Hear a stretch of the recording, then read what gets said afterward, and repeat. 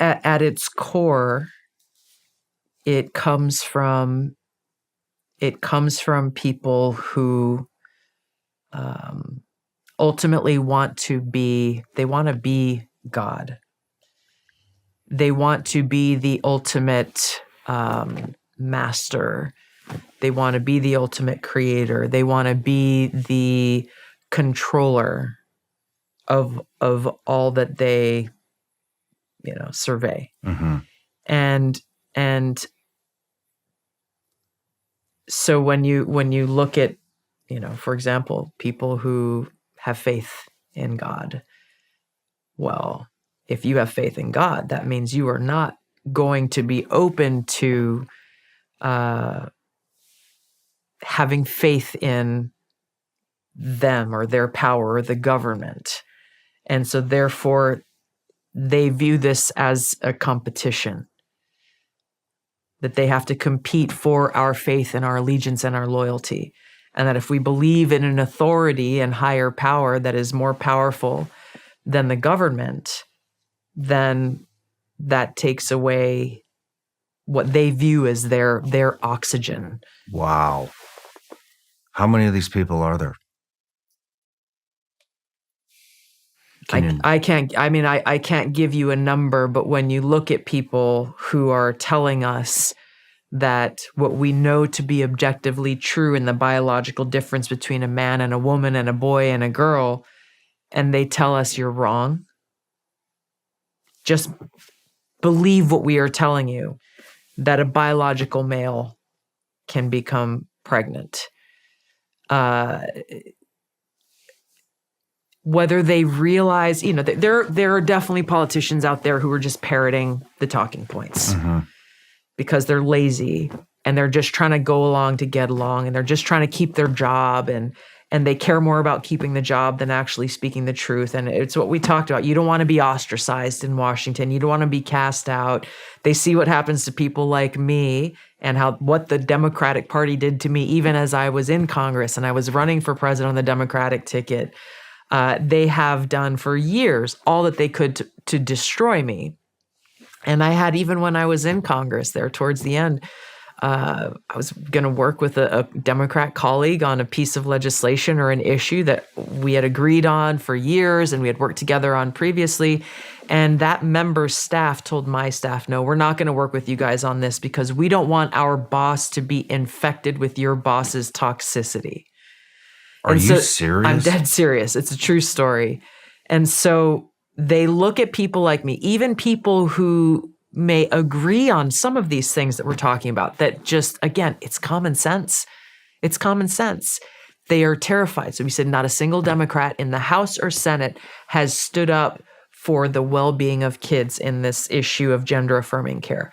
Not a single one, again, that I've seen and I've looked, not a single one has stood up against President Biden's mandate that has destroyed Title IX, which creates a fair and level playing field for girls and women's in education and sports. He destroyed that by inserting gender identity, which then opens the door wide open for any man to go in, as we've seen with Leah Thomas and these other examples, to go in and compete, a biological male to compete in biological women's sports. Not a single one of them has stood up for women and girls. This is coming from people who claim to be feminists and we support women and all this other crap. They are terrified because they see what happens to people like me, and they care more about what their friends think of them and what those little circles of backslapping that take place in Washington, D.C., than they do about truth and common sense and actually caring for our kids and caring for our young women and girls and caring for the people in our country. And that's, so yes, it's people who believe that they are, they know what's best for our country more than we do. So they try to take away our ability to make choices for ourselves because they don't want us to make wrong choices. They try to control what information we see and don't see because they know what's best for us, that they need to curate that so that we're protected from violent speech or hate speech or misinformation or disinformation, all of these things that they label to try to silence certain people's voices or certain narratives. They want to limit who we can vote for on the ballot. We saw over 32 states tried to take Trump off the ballot, so voters couldn't even have the right to choose. We talked about the legislation in California. It's not the only state that's pushing for this kind of thing. So we see them putting themselves in a position once again as the ultimate authority that can tell us what is true and what is false because they say it is so. That is more powerful and knows better than what our founders laid out for us in the Constitution. For example, Kamala Harris, there's Article 6 of the Constitution, talks about how there shall be no religious test for anyone serving in public office in our country. As a senator in the Judiciary Committee, she launched accusations against and opposed judicial nominees by President Trump simply because of their faith. This judge, Brian Boucher, for example, he was nominated not for the Supreme Court, it was some other federal circuit court judge, I believe, because he was Catholic and a member of the Knights of Columbus. Kamala Harris and our senator from Hawaii, Mazie Hirono, were launching accusations at him for his faith and asking him, will you give up your membership in the Knights of Columbus if you are allowed to serve as a judge? Completely defying the Constitution. I could go, there's too many examples, but ultimately what does it come down to? It comes down to power. They care more about power and whether it is those who know exactly what they are doing and the ends justify the means because they believe they alone know what is best for us. And they really do at their heart of hearts hate this country and what it stands for. Or it's those who are sheep following along. The end result is the same. Mm-hmm. Both groups of these people are people who swore an oath to the Constitution like you and I did, and who are defying and breaking that promise in the oath that they swore and the promise that they made to those who voted for them to serve in office. Thank you for sharing that. I want to jump around a little bit. I want to know how the lobbyists approach. How they approach members of Congress? How they approach members of Congress. How does that happen? It is a very cozy relationship. You make friends. You run in the same social circles.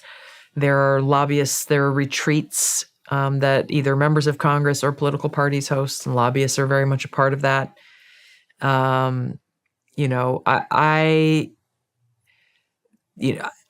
sure that in some cases I know for sure in some cases they make direct threats that if you vote a certain way, there was someone I knew in Congress that was going to run an ad in their political campaign that was calling for negotiating lower prescription drug prices for Medicare to help seniors who couldn't afford it, and a couple other, again, common sense reforms that would actually help people and perhaps I wouldn't even say hurt big pharma because they make so much money, but it might reduce a little bit of the profits that they make.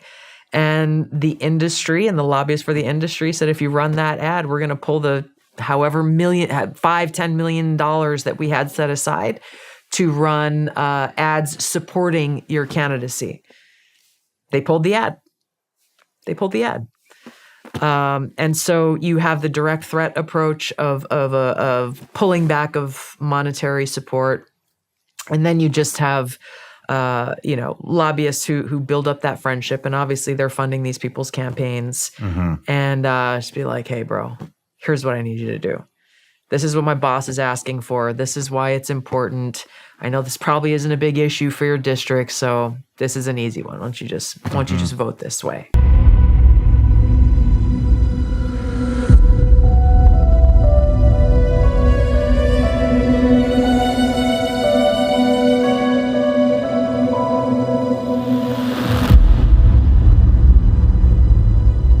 Now, want to highlight and proudly describe the essential role of our intelligence enterprise and the role that they play in conducting our military operations.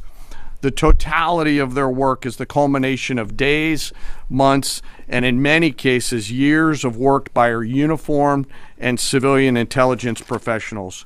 We have been able to do the work that we are ordered to do because America's intelligence force, including our core collectors and analysts, have spent decades searching for every loose thread.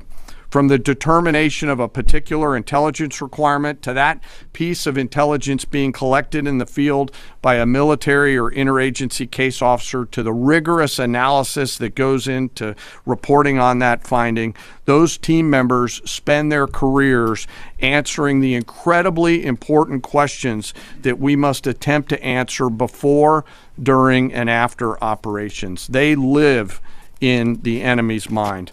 Normally located behind the green door or behind the vault door in dark, windowless rooms across the world, 24 hours a day, 7 days a week, 365 days a year, are world-class intel members from DIA, our service intelligence components, NSA, NGA, CIA, NRO, and in the case of the operations that I've just described, the Office of Naval Intelligence, all work tirelessly to sift through the mountains of collected information using tools, tactics, techniques, and procedures that I'm not going to discuss today. The sun never sets on these world-class professionals, and their goal is every minute of every day to be on the account.